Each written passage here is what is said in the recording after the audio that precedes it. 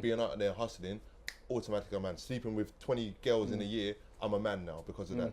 Those are all myths, and those are things that have contributed to where we're at now as men in our communities. I said to you guys, in my 30s, I still feel like I was a boy. I feel like a man now. Yeah. Because I feel empowered, educated, I put a lot of effort into myself. A lot of people don't feel that way because we haven't given that time, invested that time in ourselves.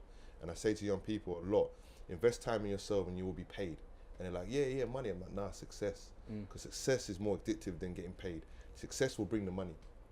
You know, and that's the thing, is by sharing our experiences and even having this conversation here, there's things I didn't know about him, you know, for I know him so long. We've got to have these conversations in safe spaces where we can say, look, this is how I feel, this is what I want to do, this is where I'm at, how can I help? We don't like to ask for help. Do you feel like a lot of time there was like in our age group and in regards to like the older generation, like our parents' generation, there's like a disconnect where, I'll give you an example, growing up in my area, like in Brixton now, we had a park down the road where we used to go to, and I would be outside playing basketball, and till today I don't know how to play pool.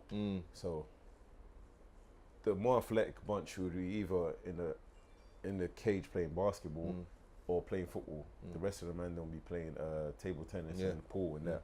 So what would happen is by like 7:30 they were shut, and everyone had to get out of the park. So they would lock up the park and tell everyone get out, and that's when badness started to happen. So fast forward now, I remember when I was like 18 and I got my coaching qualification, and a couple of the men them got their football, like their first badges and all that. So we've tried to ask whether they could pay us to coach, because they used to pay older people before that to coach in it, and it was like, seeing as we're local, we're always here during the summer, you might as well pay us to coach your younger kids and that. And the funny thing is, like, I remember like we used to get kicked out of the park so much. By the time I got to 18, I just never went back in there. So fast forward now, the people who had the funding for the park now, they're kids who are younger than us, who were more from affluent families.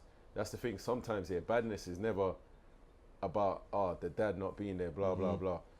Some of these kids, like one of them here, he's probably watching this in jail right now. So he's like Greek and English. So he's gone Stockwell Park. His dad, mom, they both got their own houses, both, you know what I mean, doing decent for themselves. His mom was one of the people who was in control of funding, you know what I mean, the park and all of that, the local community park. Until he's got into badness. Before that, I don't think she really cared about whether after 7:30 we could open and do stuff. But once it happened to him, it's like now, I remember like years later, she was like, oh yeah, do you still coach? Could you? I was like, nah, man. She was like, oh, how come? I was like, I'm out here grinding. I'm trying to make more money than that. You know what I mean? Like, I was like, it's not like coaching was bad money. Getting £30 for 2 hours, it's, you know what I mean? But they didn't.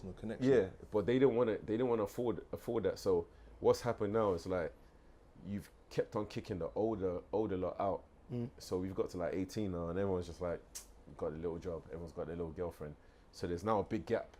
So them lot now coming up, there's no one to guide them. There's no one to protect them from other youths, from other ends who trying. So they've all turned into worse versions of us. So their parents those kids from the affluent homes, their parents thought we were the bad lot. But their kids are, up until today, they're grown men, but that's the thing I've never understood is when, well, I do understand it, is when people from middle class backgrounds or people from good homes, but I get why they get involved in crime, because I think it's easily led. There's a part of the dark side which a lot of people are attracted to. But I've never got it. Like, when I see boys who are like 18, 19, and I've mentored young boys and I've met their mums and I've been to their houses, and I'm like, but it comes back to back to the thing where we're talking about social media now, and how you have to back yourself and show you're not weak or you're not soft. I remember, like, because we instantly think, them men are from affluent homes. You've already said it. I don't know why they will blah blah blah. So other men who are not from affluent homes might start on that kid now, but he's like, he's trapped in the jungle. So he to fit in his head is like, seeing as these lot think I'm soft, I have to show I'm better than them. So prove. before, I never used to, like, I used to think to myself, why is my little brother in all this madness? Then after I've seen what it was, like, at first he was, in year 7, he was getting bullied in school, where I said to other men I know who were, like, younger than me, but went to that school, I was like, every time you see my man, I beg you watch out for him, because he's a, you know what I mean, he's a good kid, he just wants to play basketball and all that, and he's kind of going down the same route I was going down. But a few men are trying to bully him. By the time he's got to like about year 10, remember we said 13, 14, he's gone from being a bully to I'm that guy. Like, but that's the power of youth culture, and that's the thing is that, like you said, when you add social media into the mix. Imagine the trends that we had when we were growing up in the 90s. Like, we didn't have social media. We saw certain things and we spread that in our communities, and everyone would be like, right, cool, I'm gonna do this, I'm gonna do that. And now what you've got now is this whole subculture of deviancy with young people, whereby they're getting paid, they're doing these different things. They're outwardly hurting, a lot of them. They're gone far beyond any help. You know what I mean? And people see that. Young people look at that as exciting, like, because like we said, we don't see the consequences. And even now, they're so desensitized when it comes to death in their communities. It's like, this kid's dead. My brethren died yesterday. Anyway, keep it moving.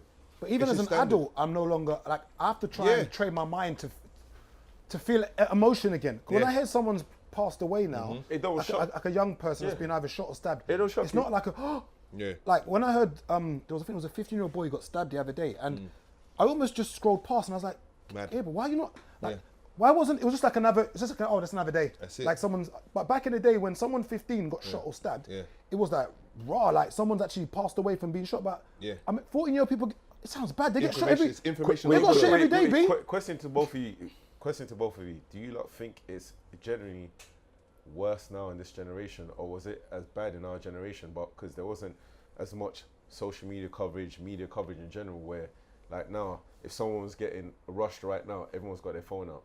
So there's enough cameras showing it and it's straight to online.